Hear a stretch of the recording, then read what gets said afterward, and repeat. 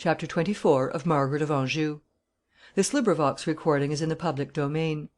Margaret of Anjou by Jacob Abbott. CHAPTER XXIV. Conclusion. On the day following the assassination of Henry, the body was taken from the Tower and conveyed through the streets of London, with a strong escort of armed men to guard it, to the church of St. Paul's, there to be publicly exhibited, as was customary on such occasions. Such an exhibition was more necessary than usual in this case, as the fact of Henry's death might perhaps have afterward been called in question, and designing men might have continued to agitate the country in his name, if there had not been the most positive proof furnished to the public that he was no more.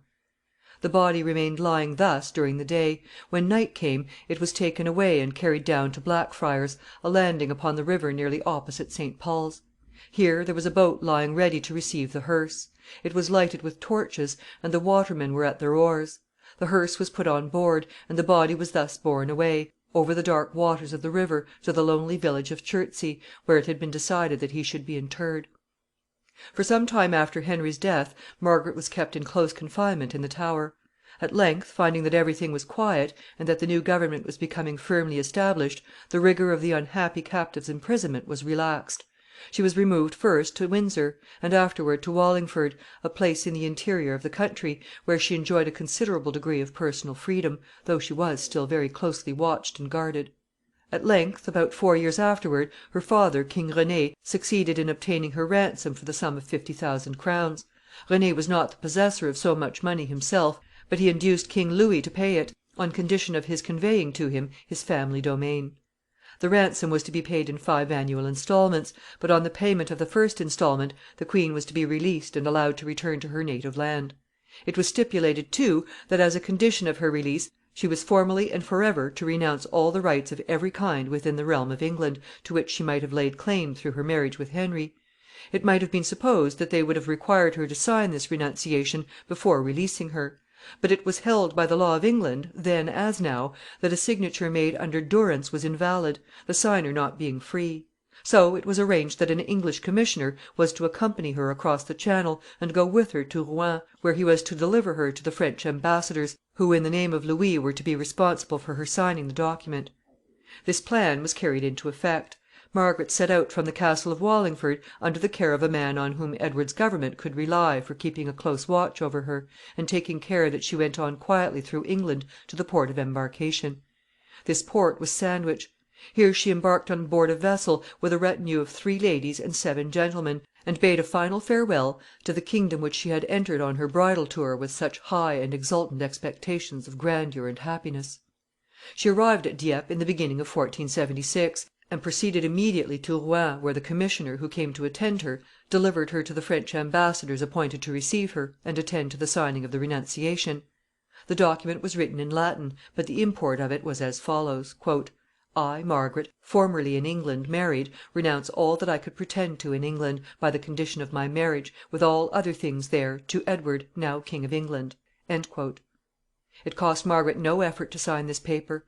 With the death of her husband and her son, all hope had been extinguished in her bosom, and life now possessed nothing that she desired.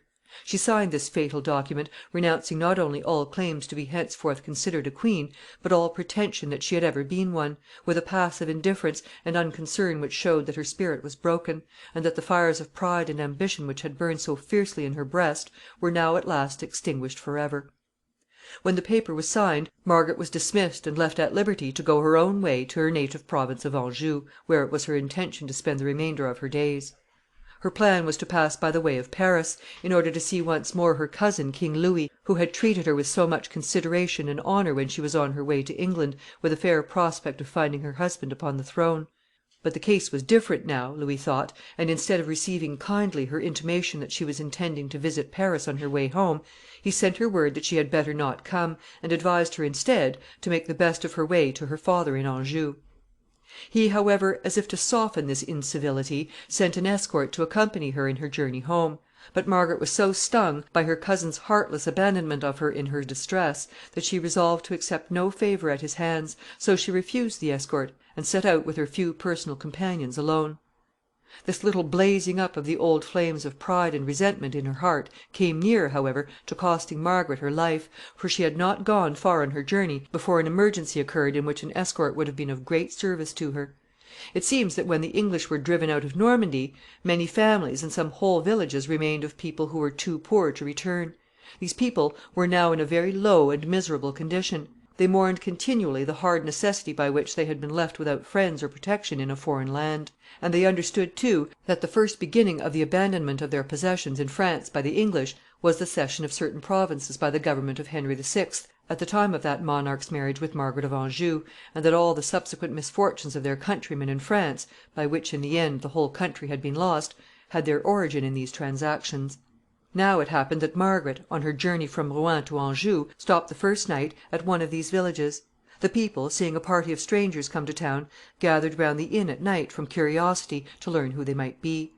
When they were informed that it was Margaret of Anjou, Queen of England, who had been banished from the kingdom, and was now returning home, they were excited to the highest pitch of anger against her as the author of all their sufferings.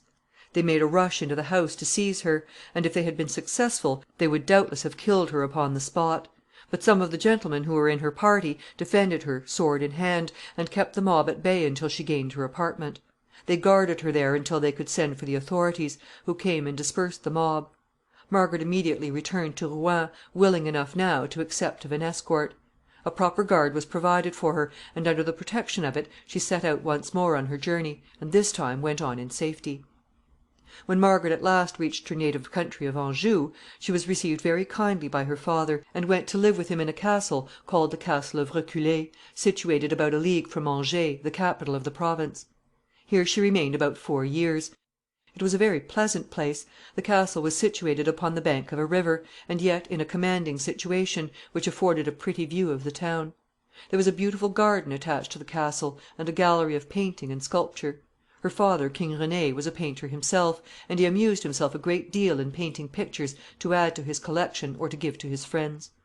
But Margaret could take no interest in any of these things. Her mind was all the time filled with bitter recollections of the past, which even if she did not cling to and cherish them, she could not dispel. She dwelt continually upon thoughts of her husband and her child. She made ceaseless efforts to obtain possession of their bodies, in order that she might have them transported to Anjou, and as she could not succeed in this, she paid annually a considerable sum to secure the services of priests to say masses over their graves in England, in order to secure the repose of their souls. Indeed, the anguish and agitation which continually reigned in her heart preyed upon her like a worm in the centre of a flower. "Her eyes, once so brilliant and expressive," says one of her historians, "became hollow and dim, and permanently inflamed from continual weeping." Indeed, the whole mass of her blood became corrupted, and a fearful disease affected her once beautiful skin, making her an object of commiseration to all who beheld her.